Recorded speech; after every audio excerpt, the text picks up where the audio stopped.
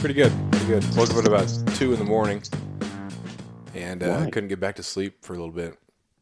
So that was always great. Um, Sounds terrible.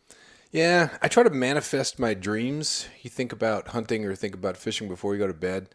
Like not the actual catching of something or shooting of something, but just like getting out there or being on top of a mountain, something nice calming so I can dream about hunting or fishing.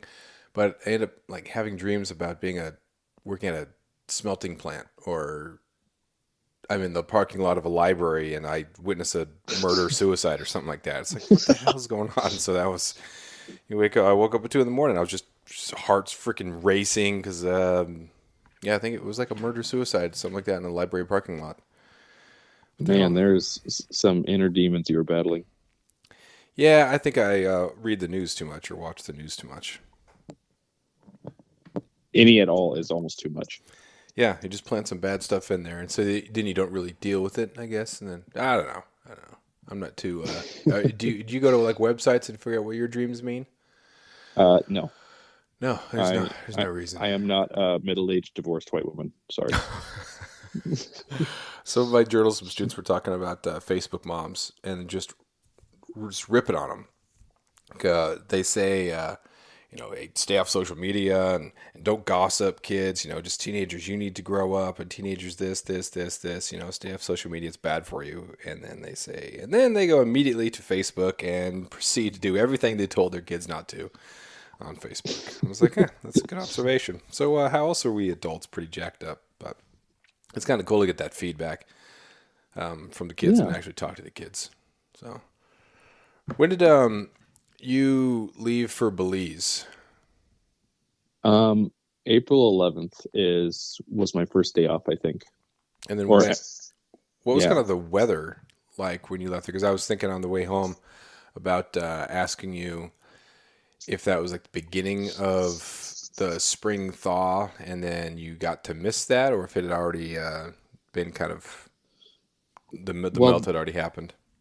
yeah, the winter here was just dragging on, into April, and it wasn't really melting at all. We were just barely starting to crest into the warming numbers of above 32. And so when we left, it was still right around 32 in the daytime high, maybe 34, 35, and overnight lows around 15 or so. And so, whenever we came back, which was the 28th of April, it was 45 every day and getting to be 50 every day and everything. And the snow was 80% gone when we came back. Nice. That's And so perfect timing. it was the absolute best. Yeah. How was Belize? Man, it's got me wanting to buy land there. Oh yeah. I I kid you not. Yeah, it was a just a fantastic time. The only thing that was kind of tough is like, you know, for the interior here, that April time frame is like the best time to go out of here. But specifically down in there, April and May are their hot months, and so it Mm. was 100 degrees every day. Whether you were on the beach, in the mountains, the only thing that the beach had going for it was that there was water that was very warm, like a warm shower, and a stiff breeze all day. Hmm. That made it very enjoyable. How did the kids like it? As you had them out of school for a little bit, and we talked about this previously on one of the podcasts about pulling kids out of school, having educational opportunities, experiences. So, how did they take to an environment? Had they been in anything close to that before? We've taken our son, who's now 7, to Hawaii before. I think the last time he was there, he was maybe 3, maybe 2.5. I don't, I think probably close to 2.5. So he has been in it, but Hawaii is a lot more mild. Yeah. It's like 80s every day type of deal, whereas Belize was 15, 20 degrees warmer. And But what about the cultural they, stuff? they did great. Belize English is a first language. Being in Alaska, the truth of it is that there aren't a ton of minorities everywhere you go.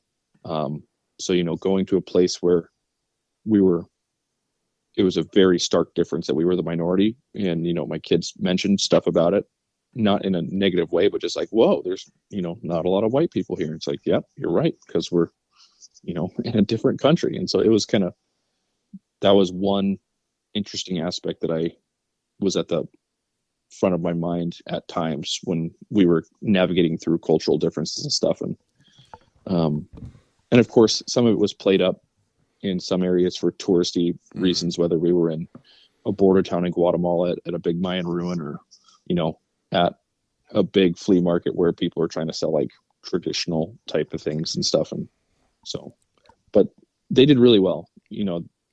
Belize English is a first language, so things were kind of easy to navigate for my kids and us. Guatemala was a little bit different, but the whole thing was great.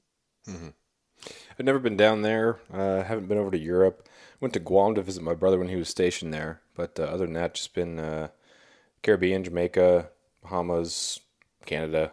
But yeah, I'd like to. We'd like to go down there and do some bone fishing or something like that. We'd like to go to Europe. We'd like to do a whole bunch of stuff, but we'll see what happens first.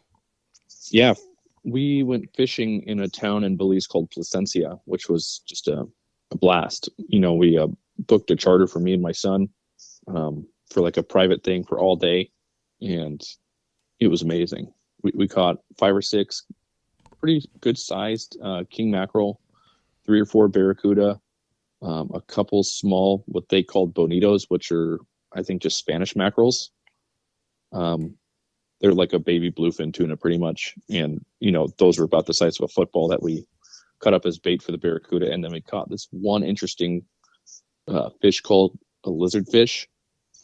I can't find, there must be a local name because I can't find any pictures of what it was, and I didn't take any of that specific fish, but it was probably 7-8 inches long, and it reminded me of like an Irish lord with just a giant mouth on it. Interesting. What was your guide like? Was he a local person or someone that guided down there seasonally? No, he was born and raised in Placencia down there in Belize, and he said his dad was a commercial fisherman down there, and then got into the private guiding business. And then this guy said that he bought this guiding company from another person probably 10 years ago or something. And so we went out with the owner, and no GPS, no nothing. He knew exactly where to go. We were about 15 miles off the coast, and just he would just find different little islands that he's been to and say like, oh, we're going to go over here, and there's going to be this on this side, and you can look for these reefs here, and this is what we're looking for and what we're doing and stuff. And so for the Spanish mackerels, we were just trolling with really big, I'm trying to think of what the actual term for them is, but I think they're called like wiggleworts, but real big, swimming jigs. Anyway, I don't know, like a Rapala. Yeah. Anyway, but they were really big, and we trolled for those, and that's how we got into the king mackerel. And that was in about 100 to 200 feet of water. And then for the barracuda, we were doing it in like 20 to 80 foot of water. And, we had to, the barracuda would bite, and then you'd have to set the hook and stuff. And it was awesome. I didn't lose a single one.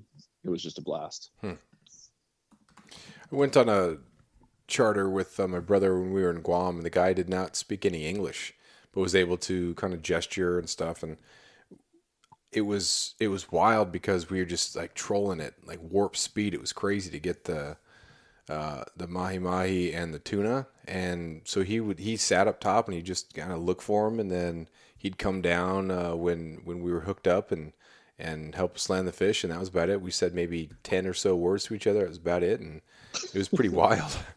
But going from southeast here, all the guides are schmoozing for tips, and for some of them are from here, and others are they're from, they do guide in the Gulf Coast during the rest of the year, and then come up here during the summer. So they've been up here. Oh, I'm pretty much local. Been guiding up here for 5-10 years. It's like, yeah, that's cool. So you have some experience, but yeah, it's just wild when you get a real authentic local. The experience is totally different. It's got to be pretty cool. Yeah, so like the official languages of Belize is Spanish and English, but in a lot of coastal areas, for whatever reason, they speak a mix of French Creole. And that is like an extremely predominant language along the coastal regions. And so that's mostly what he spoke was French Creole. And it was kind of hard to understand him sometimes. And, then he would speak to me in English, but he'd have like the just wildest, almost like Louisiana accent. And it's like, this is very bizarre. Yeah.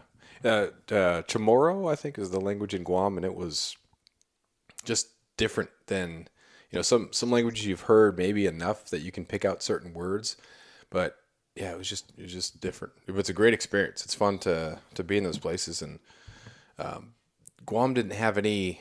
I don't want to say it was a comforting thing, but when you go to a place where you haven't been before, but then you see a very Americanized thing, you think, okay, I'm not too far from home. There's a cheesecake factory or there's a Starbucks or something like that, which kind of ruins the mood a little bit. But it was interesting to not see any of that and think, wow, we're really out here. There's not even a McDonald's. It's all Yeah. local. It's pretty cool. And then the amount of homes that were made out of shipping containers was pretty crazy. It made a lot of sense because you get the typhoons out there, and a shipping container is going to hold up well rather than wood or anything else. But just Yep. that They that got them culture batten thing is down the pretty cool. hatches. Yeah, yeah, it's cool to see that. I think it'll be good for the kids. And that's how Belize was, is that it was very, you know, I think third worldy is probably a bit rude to say for that country, but I mean, it was definitely like no big box stores, nothing even close to that. There were some larger supermarkets that were privately owned. Um, there were no two places that had the same name, so there was no chains, you know, nothing westernized at all.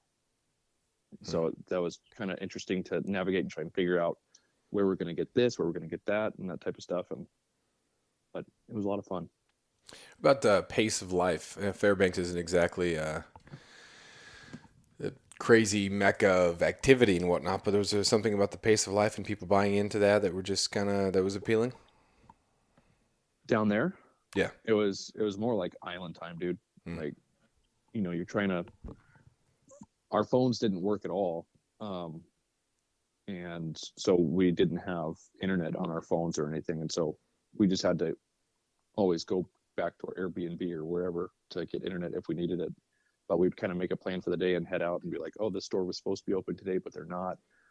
Um, oh yeah, these guys said they're gonna open in like 20 minutes, and it's like 20 minutes is like almost 10 till the hour, and it's like whatever, you know. Yeah. It's either it's open or it's not. We'll just figure it out. If this place isn't open, we'll just walk to the next place, or whatever. Yeah, it's a refreshing mindset. Getting upset when something is closed. I was really offended this week because my favorite bakery here in Ketchikan, 55 North, is closed. Super offended. How dare they? But they're celebrating the birthday of one of the kids. Like, man, this place is.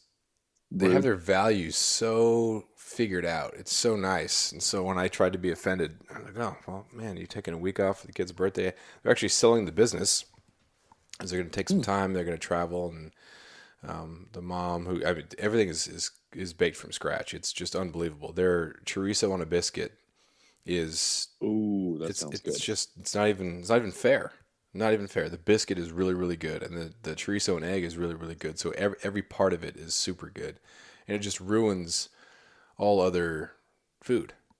You get a blueberry muffin from there, and then you try to compare it with something from Safeway or somewhere else, and this is trash. This is absolute MSG, trash. I don't know. Is MSG in the? Yeah, it's in everything, right? Pretty much. Probably. Um, I mean, you could leave a pack of Safeway blueberry muffins out for a month, you know, in the heat, and come back and it's like, oh, they're still moist. It's yeah, like, this isn't right. we had a journalism party 5 or 6 years ago, and you can get those little tray of I don't know 2 dozen small, tiny little muffins that are about the size of a donut hole. And there was one left, and no one ate it. One left, no one ate it.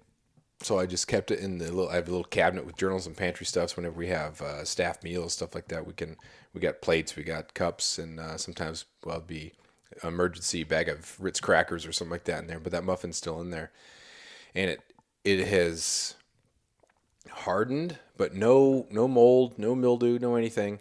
It is just hardened to this. Just it's like a fossilized version of a cupcake, or of a muffin, and it's pretty gross. It's almost like the journalism mascot at this point. It's pretty gross, but it speaks to the fact that there's a lot of preservatives in there. If the thing doesn't even change shape, it just dries out and hardens. It's Think not about what good. it does in your body. Yeah, yeah. The body doesn't want that. Doesn't need that. How was the food down there? I mean, you better like some beans, rice, and tortillas Mm. if you go down there, because that's what it is. Simple. Anytime you, yeah, oh, yeah, a lot of their stuff was stew chicken, and so you'd get like just a hunk of chicken or whatever, and it's like these, it's not Tyson Farms chicken. It's like these ones, these chickens have had some tough lives. Yeah, They have not built up any fat or meat or anything, because it's like a couple little gristly bites and that's your chicken. But I mean, it was very good. yeah, The Spanish type of food is my favorite food, so I was in hog heaven. yeah. The spices, that makes such a huge difference when you want to go to like cooking anything. And Abby's been really good about like for our fish tacos and for our venison and caribou, just getting like good spice profiles, I guess, or whatever it is, and just like what flavors go best with this. It's pretty easy to just throw some barbecue seasoning or something like that on it, or something very simple, or same thing with fish, just go like a lemon pepper or something. But testing the diversity of the meat's pretty cool, and just finding these different flavors and the spices. And that's one of the things that I've noticed in some of the really good restaurants is the complementary spices. And yeah, it's chicken, but it's seasoned in a way that makes it fresh and new and exciting. Yeah, our on our fishing trip, the a meal was included, and I was like, oh, yeah, they're just gonna pack some crappy little sandwiches or whatever. They're gonna give us a quote lunch. But what he did is he made us some like fried plantains, some really nice wild rice with a homemade potato salad or macaroni salad, and um, like this jerk chicken that he made, that's his mom's recipe and everything. And we got a big beautiful plate of food, and it was so delicious. It was just unreal. There's a book, The Optimist by David Coggins, and he talks about fly fishing down in Patagonia and the lunches where the guide would get out a table, put a tablecloth down, and there'd be sausages and there'd be meats or different meats, and there'd be cheese and there'd be bread and there'd be wine, and this was your meal on the side of a river in Patagonia. It just felt, man, that's different than like a sandwich or something like that the wife made, some sort of egg salad sandwich that's better than uh, better than a gas station, but not by a whole lot. Man, that was. Yeah. It makes me want to go down there, but I mean, that's one of those elite sort of areas, and the culture is different. You have a full on lunch and you have a siesta. It's not about fishing the entire day. You still fish your face off, it sounded like, but you have this really nice rejuvenating lunch, and you're relaxing and you're enjoying the lunch as its own thing, not just a small break from the fishing. It's an experience in itself. That sounds pretty fun. Oh yeah, and what's really interesting out there is that there are tons of different sized little islands out there that are just either privately owned, or they're mostly privately owned. And so you would see this one that's like maybe, I don't know, the footprint of like a child's or a kid's soccer field, and there'd be a house out there, just at various stages of being built or ruined by weather and stuff. And so my son really wanted to get some really cool seashells and try and find a conch shell and stuff to bring home. And so the guide took us to one of these little islands, and the whole island was like nothing but shells. Like that's what the island was just various shells, and unfortunately a lot of plastic trash that had, just kind of roamed around the ocean. But anyway, we went out snorkeling out there and saw a bunch of really cool little fish, and there was probably like 600 or 700 conch shells of various rates of decay and stuff. And so he got to have his pick of some, and our guide went down and grabbed a conch with a live little queen conch, I think they're called. And we brought it back, and he cracked it open and cut it up, and we ate it fresh right there. Nice. That's awesome. It was awesome. So you're saying you're looking at land there? I mean, pipe dream type stuff. I Yeah. still need to build my house. Well, So I'm on Remax Island Real Estate right now, and is a desirable beachfront property at Secret Beach, $510,000. what a steal. Yeah, what a No. steal! You're right on that. See how big the lot is. It's After years of fine print contracts and getting ripped off by big wireless providers, if we've learned anything, it's that there's always a catch. So when I first heard that Mint Mobile offers premium wireless starting at just $15 a month, I thought, what's the catch? But after talking to them and using their service, it all made sense. There isn't one.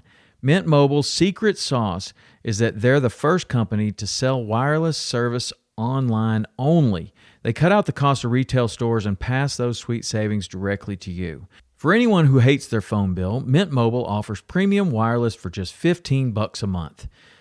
I was hesitant about having to get a new phone and a new phone number, but with Mint, you can use your own phone with any Mint Mobile plan and keep your same phone and your same phone number along with all of your existing contacts.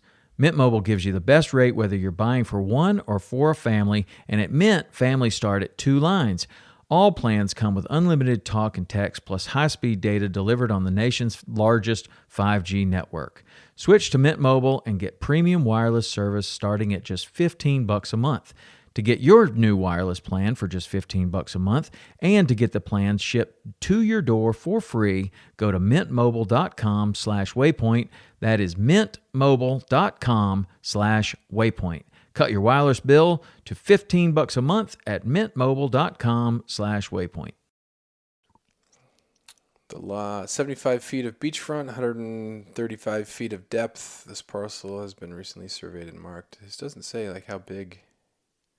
Size is 75 by 135. That's very tiny. That's Yeah, like like a couple tens on. they're not even given an acreage because we're less. Well, there you go. Half $500,000. Looks pretty nice. How Yeah, was we stayed for the 5 or 6 days in a mountainous region, and we stayed at an Airbnb that was owned by a couple from Minnesota.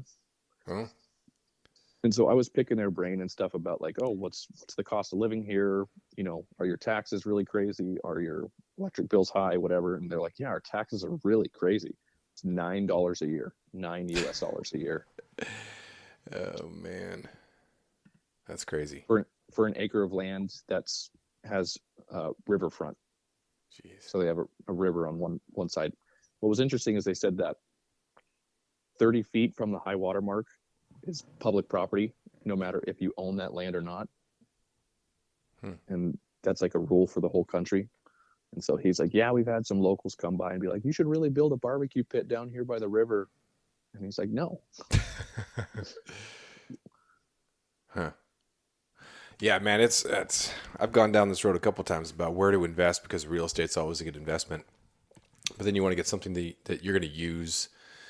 And then if you're going to use it, why would you sell it maybe, or maybe you would sell it later, hold on to it for how long? And you kind of get in that game, and that, yeah, there's some lots south of town here that be cool to be able to take a skiff out there and stay at a cabin or camp or something like that. But then you think, well, if it's not somewhere that's super unique, if I can't go there and then put up a lot of fish, if it's not really close to really, really good fishing, then why have a cabin there?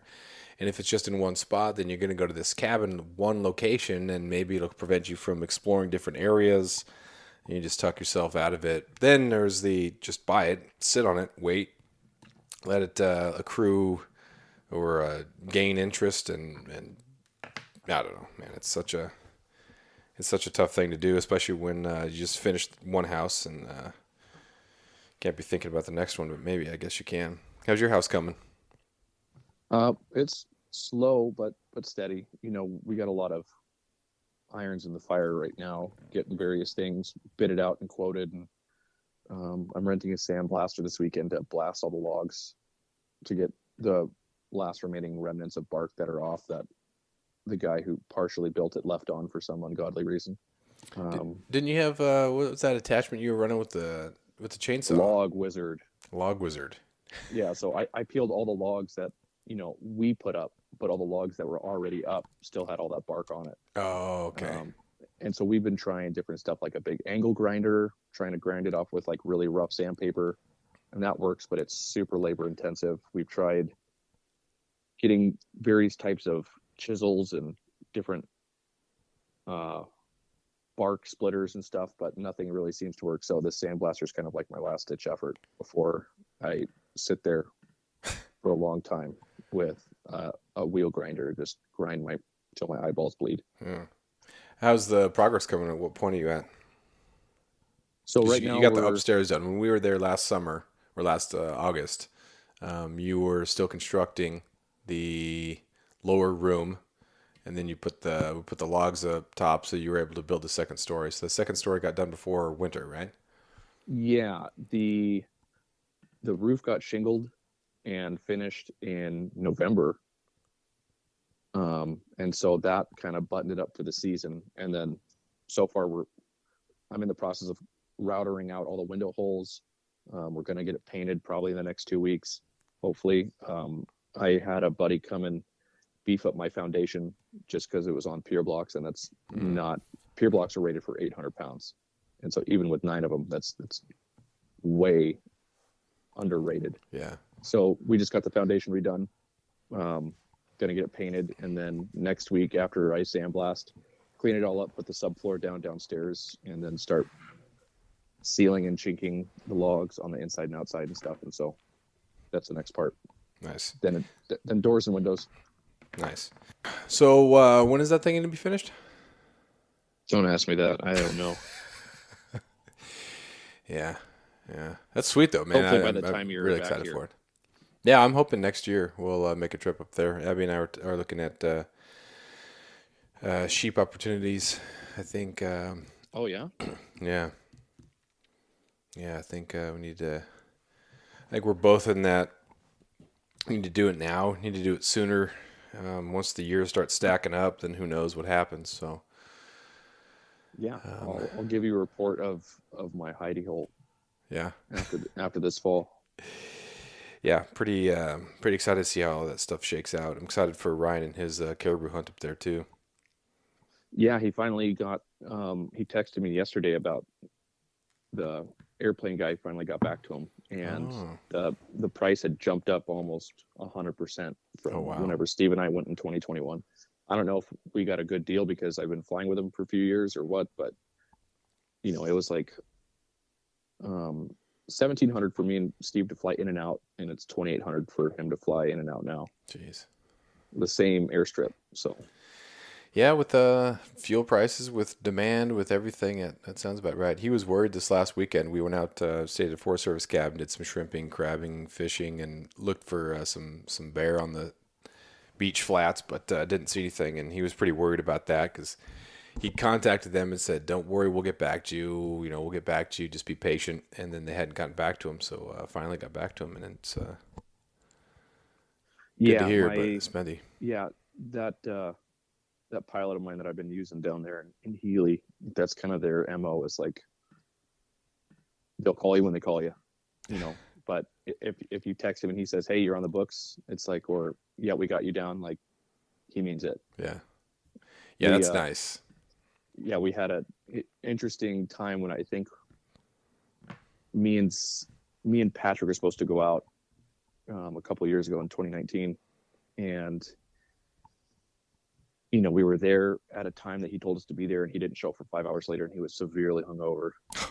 Jeez. And we were like, "Hey, we want to land up here," and he's like, "I don't feel like it right now. You're going to land at a place 5 miles away from where you want to be dropped." It's like, all right. Holding all the cards. What are you going to do? Nothing. Exactly. Man, yeah, I got a message on Rock Slide. Someone was asking me about transporters and doing some deer hunting in Southeast, and yeah, I gave some very vague answers. But you want to be helpful, but you don't want to just give a whole bunch of really good information to people. But if they've done their homework and they've figured stuff out, but transporters and stuff like that, that's not a new thing. It's nice to support local business and help some people out of doing their business. But from that point on, like that's where all the key decision is not the transporter to use. it's where to go from there. Oh, for sure. So what do you How's your got? boat been? What's that? How has your boat been? Oh, it's been awesome, man. It's been a lot of fun to run. It was supposed to be variable winds and seas around 1 foot, but when we were coming back, we hit the tide as it was just coming in, so there's a lot of water moving, and then the wind was more about a 15 southwest or southeast rather than 5 or variable. So got a little bumpy and had to do some I wouldn't say creative. It wasn't bad, but just getting used to the weight of the skiff versus a 21-foot North River, just a lot more weight, and you can roll around a little bit more. So this Lund skiff, it holds real nice and rides nice and cuts through the water. But so getting used to it, really enjoy it. It's fun. So you can get into such small places too, and you can just creep in and anchor, and we let it go dry.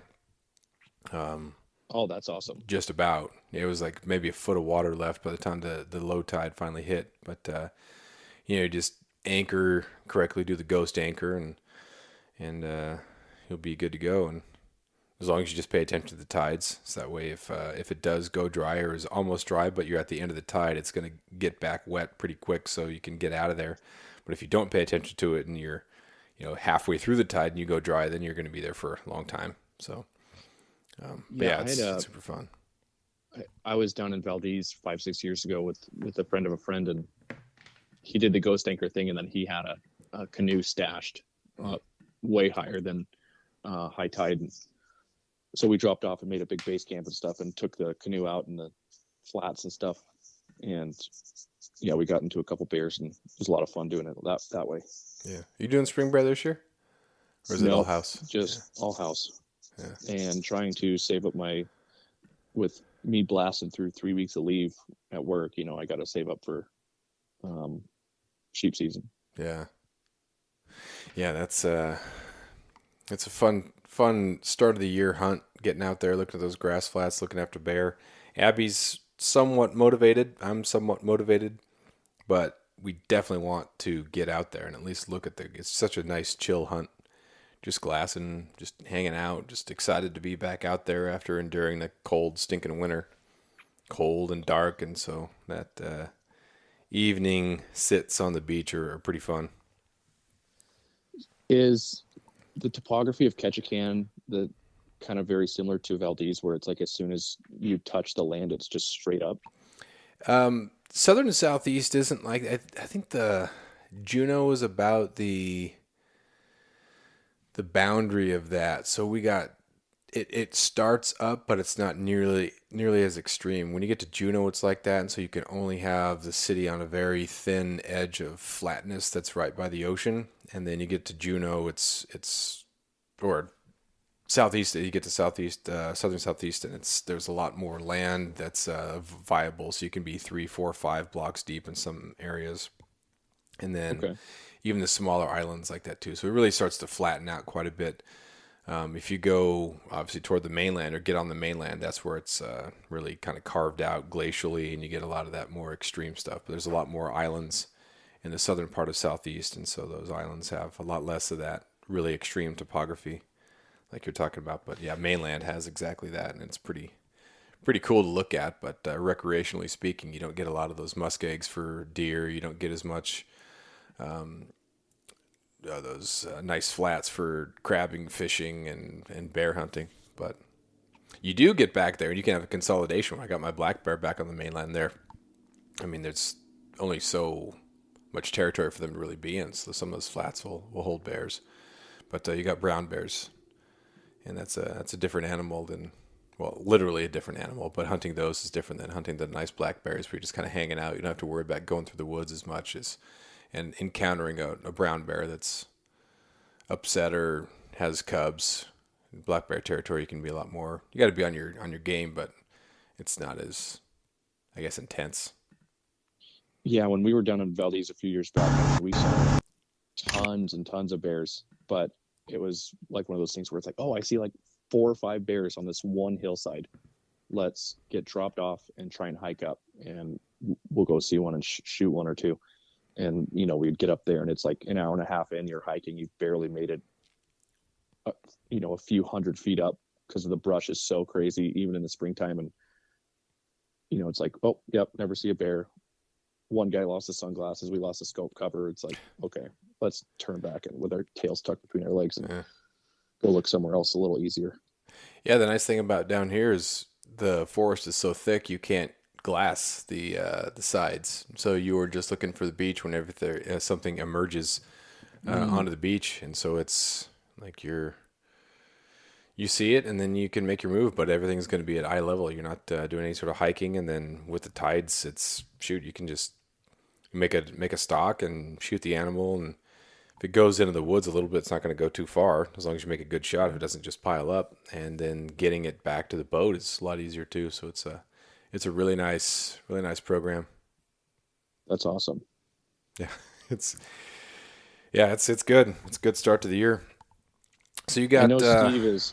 Oh, go ahead. No, you're talking about Steve. What's he doing? Yeah, he's going out back down to the place in South Central that we've gone bear hunting, and he's taken Seamus out this year. And I got invited to go Memorial Day time, but can't swing it this year. But hopefully they get a nice bear or two out there, and hopefully Seamus gets his first bear, which will be pretty sweet. Yeah, that's awesome. What does he shoot with? I'm trying to think of what. I don't know if he has a 243 for Seamus or a 30-06 or something. Fairly manageable for him, but I know that he had a buddy here in Fairbanks who was a pretty avid reloader, and he got Seamus set up with like several dozen rounds of a kid load that Seamus can shoulder a rifle pretty well and stuff. He's only 10, and so I think Steve's pretty confident in the rifle and Seamus is shooting and stuff. So nice. Yeah, that'd be cool. What do you shoot for your bears? Past few years, man, I've been using my 6.5 Creedmoor for everything. Oh, you use a 6.5? I make sure to wear a big, bright pink bandana. That's got to be one of the stupidest things. It's funny, whenever Tyler Friel posts something, even a reference to that, people just jump on that. Like, of all the things. The amount of garbage he has to deal with when he posts an article for outside or outdoor life, and it's crazy. Just that boy crazy. Takes shit posting to a whole nother level. I mean, he's like for people posting stupid shit, he's like water off a duck's back for that. And he's like, here's why you are retarded. Yeah. This is why your argument is so stupid. Yeah. And then they're not even aware enough to know that they've been owned. And it's not even like an owned sort of owned. It's this is logic. This is real. This is experience. And they're too dumb to even know. Yeah. The person arguing doesn't even realize that they've been had. It's like, okay. Yeah. It's a lose-lose situation. Yeah. But, good for him for, there are a lot of people just stay out of the comments. So at least he provides, some good stuff on there to read. Yeah, I've been really enjoying my rifle the past few years. I mean, everything I shoot dies, but the bullet performance that I've chosen and I have a lot of ammunition for, which is a Hornady 143 grain ELDX bullet, it doesn't ever mushroom out. I've shot stuff out to 380 yards and as close as 50 yards with it. And it seems like every single shot is a complete pass through, and the bullets just seem to fragment inside of it. It never mushrooms out. So that's been a bit disappointing, but shot placement's there, fortunately, and everything dies, but it's not the performance that I really want out of that bullet. Yeah. Yeah. Oh, he had a post April 3rd about black bear hunting cartridges, and there's a comment that he did not respond to. Why did you kill it? Yeah, no need. I'm just gonna leave that one there. But yeah, whatever works, man. Whatever works, whatever you're comfortable with. That's such a huge thing, such a huge deal. What you go bipod for your for Creedmoor? Or do you have shooting sticks, or where do you go with that? No, I do own a bipod. It's one of those Harris bipods that are like $40 and they're Mm. like a solid pound. But I have one. I don't really use it. Most everything that I've been taking it on hunts with, I either have a backpack to post on it or I lean it over my snow machine Oh yeah, type of deal. And so there's kind of no need for it. yeah, yeah. I had that bipod was really nice for the caribou hunt in March of a couple years ago to be able to sit and really get steady because we were away from the snow machines and then didn't have a pack. But yeah, I just got one of those Spartan ones that have the magnet. Oh, snap. Yeah, that seems pretty cool. There are a couple spots up in the Alpine where you just can't quite get high enough on the pack, and so if I go that on top of a pack is really what I'm thinking. Ryan has one. I just seen how easy that is and how nice it is it's super light, and then because it's just a strong magnet, you can take it off super easy. You don't have to worry about lugging this thing that's going to get caught on brush and whatnot when you're going through. So looking forward to using that this year, and then or maybe Abby will end up using that one, and I'll have to stay with that old one, bulky one. But yeah, it just seems like a good idea. Oh yeah, they definitely have their applications, that's for sure. Especially with those Spartan ones. I mean, you get what you pay for. Those things are slick as can be, super lightweight. They make carbon fiber ones that are just absolutely skookum. And bipods, all those stuff have their applications. Absolutely, you don't need it all the time, but when you do, it's definitely nice to have it. Hmm. We are still in the process of determining if we're going to bring my gun or his gun. On your sheep His gun hunt? is, yeah, his gun is like 5 pounds with the bipod and ammunition, and mine's like 8, right around there with everything. you know. But I think his is a 7 millimeter mag, um, and I don't think I've ever shot a rifle that light, so I don't know how well, you know, having a nice big heavy rifle, or even like a 7-8 pound rifle, there's enough weight in the gun that it kind of takes some shooter error out of the situation. But with a really light rifle, it's like all your inaccuracies are kind of accentuated with Hmm. the lightweightness of it. Yeah. So we plan on making a time to go and shoot each other's rifles and stuff, and try offhand stuff, pack shooting, bipod shooting, that kind of thing, to kind of determine what it's going to be. I'm supremely confident in my rifle out to 600 yards Mm. at least. So, but as for his, I've never shot a 7 millimeter mag or anything, so we'll see. Yeah, it makes a big difference. Most of the I can't recall the deer shot that I had that was over 200. That's nice. Yeah. My mule deer was more in the 280, 300 range. But yeah, it's been nice you get in the Alpine up here, and there's usually some texture. You see something from a long range, so you could make a long shot, but for the most part, it's just been you just duck behind something and pop up, and then make it happen. So it's been pretty nice that I don't have to worry about this cap that I have because the only shot I'm going to get is from this distance. I can move it and make it more comfortable. So I definitely got to put a lot more down range so I can get some longer shots because those sheep seem like you got to be good to at least 400 or so, just in Yeah, case. mine. Yeah, the only sheep I shot was like 375, and then like right over 400 for the follow up shots and stuff, and so after those, and I never had shot that particular rifle out to that range, and it was not dialed in out that far. Yeah, I can tell you that much. yeah. It seems down here there's like a carpet in the Alpine over everything, so you can make really quiet stalks, and it's really nice to be able to do that. Whereas up there with the shale, there's no way, and those spaces are so massive, you can't necessarily go up and around and drop down on them. You're gonna have to shoot across the face, and that's a longer one. So that's just what I've seen from YouTube. I'm talking like I'm an expert or anything like that, but like in my scouting and my mental preparedness, thinking about these longer shots, thinking about the terrain that's going to be there and how different it's going to be. And so don't just assume because I've blacktail hunted in the Alpine that it's going to be an easy slam dunk. It's going to be different. So I'd rather have it be easier than I expect than go up there thinking it's going to be, oh, no big deal. And you just, it's sheep hunt. I'm a hardcore Alaskan. I can do this. I can go on the exercise bike and I hike on the Stairmaster. I'll be fine. Yeah, that,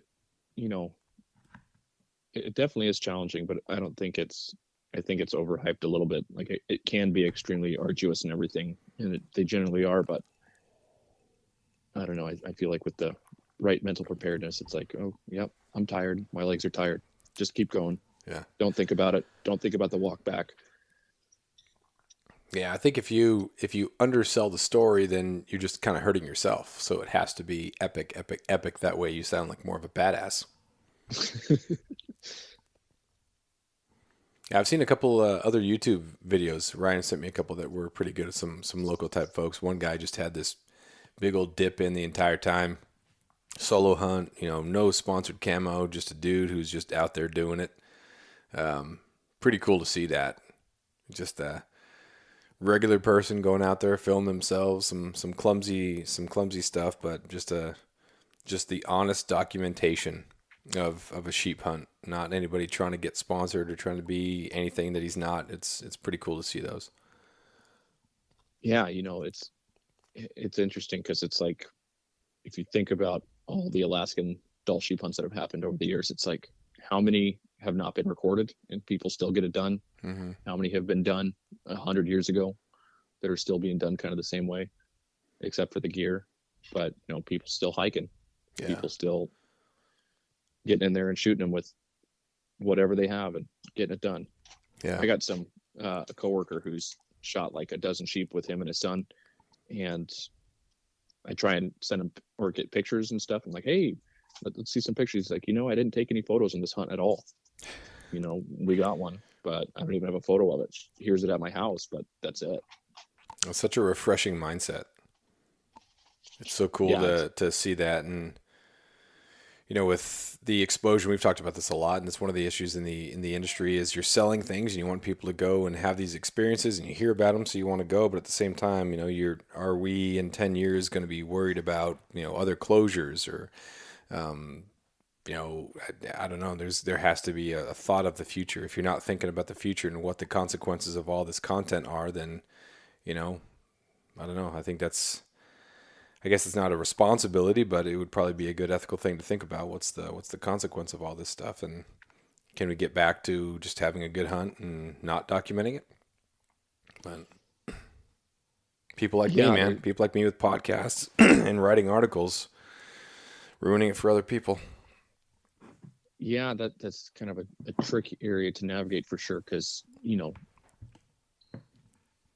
with Steve Frith, who I went on my sheep hunt with, he was very careful through the whole process of filming and editing about how much of the landscape are we going to share, what are we not going to share, that type of thing. And then some people are just completely oblivious and like, check out this awesome view from on top of here, and they do like a big 360 of the area, and it's like, oh, that completely blew out that spot for anyone who wants to take a couple hours to try and do a bit of sleuthing to find out where they went, that type of thing. And especially non-resident people, of course they want to record their hunts and stuff, but it's like, and I commend them for it, because I would love to have I love having a memory of my sheep hunt.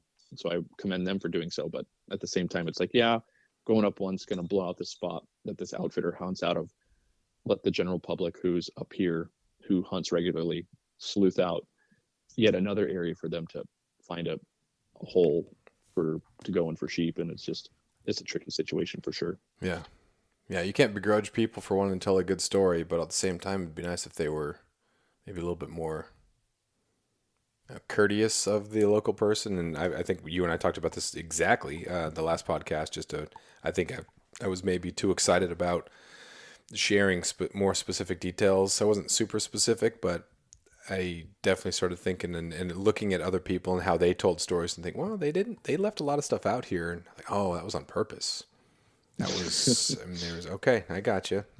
So it's nice to have that figured out before you realize, in some cases you can't put the genie put the genie back in the bottle. And there's Absolutely. I think especially with Southeast Alaska steelhead, there's a river that is on everybody's radar, and that's the big one that everybody goes to, and it's just crazy with crowds. And so a lot of these other rivers that you're fishing, like, man, I want to share and talk about it, but not reveal it in a way that's going to get more traffic here.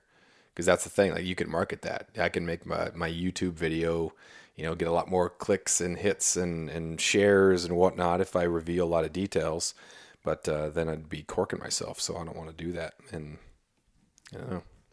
So what's that closure on the for the sheep? What did they close last year? It was the west of the Sag River or west of the road. What was that closure? It was like 26 unit. I honestly, I don't know, but it's up there where there was a lot of people who were, I think it was north of the Brooks was the area up there. That was closed for sheep hunting, even for residents. And so there's a lot of people up in arms about that, rightly so. But yeah, that was weird. When we were driving up there for the caribou hunt, we saw the signs, and people had obviously made plans to go up there and may have already been up there. And so there were these signs that said, yeah, it's canceled. That would have been incredibly frustrating if you were up there and you'd paid all the money and then they closed it down. They closed it pretty close to the season. Oh yeah, and especially for, guides where they have to book sheep hunts sometimes 3, 4, 5 years in advance, and then they're getting ready for a season. All of a sudden, they got to refund, a whole season's worth of clients. Yeah, they closed it Tuesday, July 26th. The Federal Subsistence Board closed it. That was for portions of 24A and 26B.